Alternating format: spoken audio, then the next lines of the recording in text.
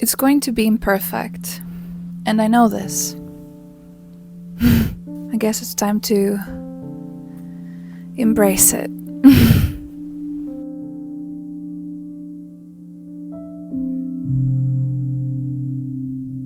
I guess I want to start by saying that maybe I'll start from my personal experience. When I was young, when I was a fresh adult out of the oven, I was introduced to that concept of self-realization, and let me tell you, it hooked me right away. I was like, this is what I will do with my life.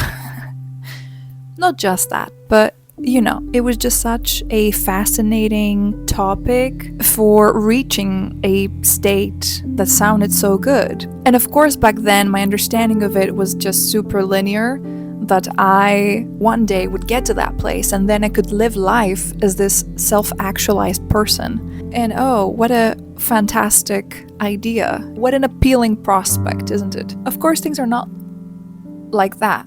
And that's not to say that the progress is not measurable, but truly it really never ends, because we are never whole. And we are whole at the same time, I think.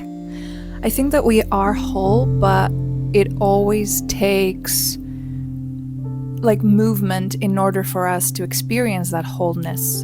And in movement, we can't really identify the whole.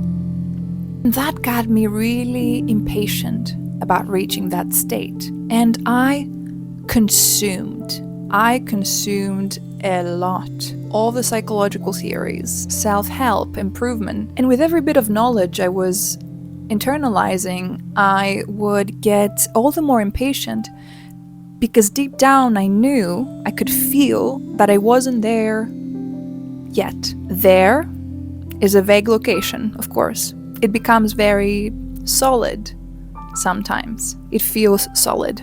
And what that revealed to me about growth is that we can understand knowledge, but we cannot feel it.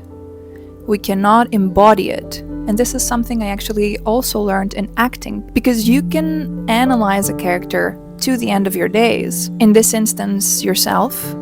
But when the time comes that you have to play the character, you cannot play everything that you have analyzed. This is the time to embody the character. This is the time to feel the character. This is a thing that requires a certain unification, a certain simplicity. I feel like growth happens in simplicity, but not in simplification. Sorry, too many S's. And don't get me wrong, I think this passion for knowledge and information is not a bad thing. It's just a tool. But growth doesn't happen based on tools. Growth is helped by tools, right?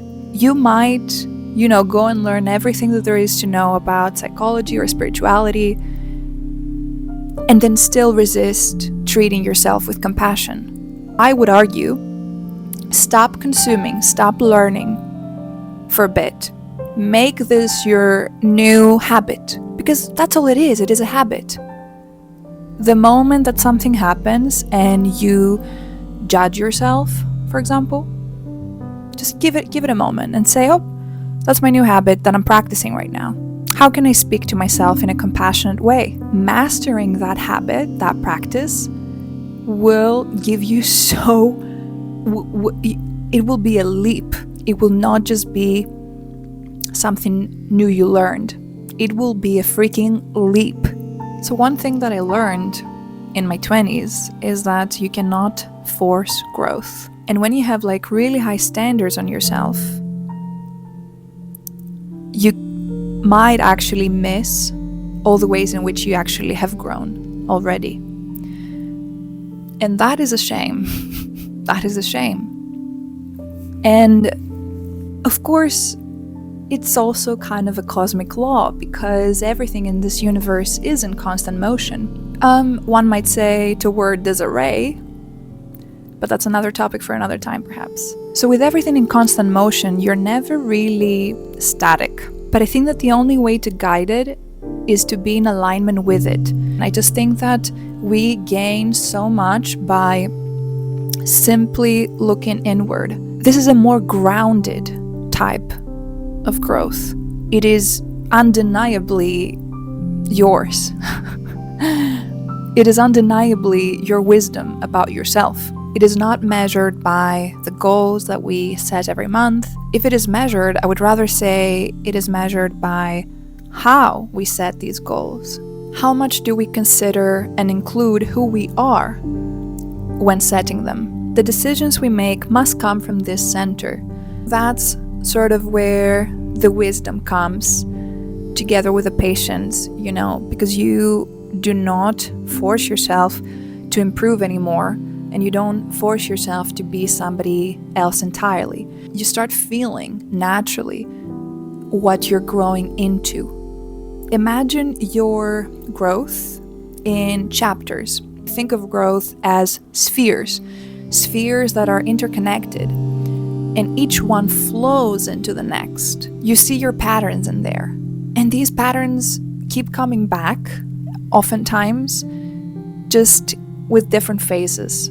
I would definitely say that my patterns that I have been struggling with for most of my life are actually just the same. And this can feel a bit discouraging because oftentimes we think that we have outgrown certain struggles, we have healed certain patterns, we have broken free from certain patterns, only to find them in front of us in the next turn.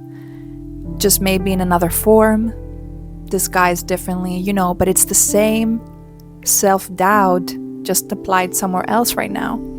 It is the same self-judgment, just in a different context. But now we are more equipped to meet it. We are more equipped, we have more wisdom.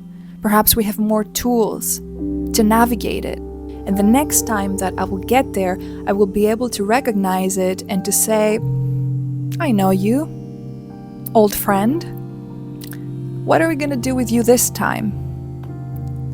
And you have the option here to be creative. Creative from inside, right?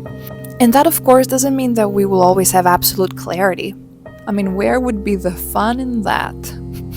But I'm thinking, man, maybe we know enough. Maybe we don't have to know everything all the time. Maybe we know enough. Maybe we know enough.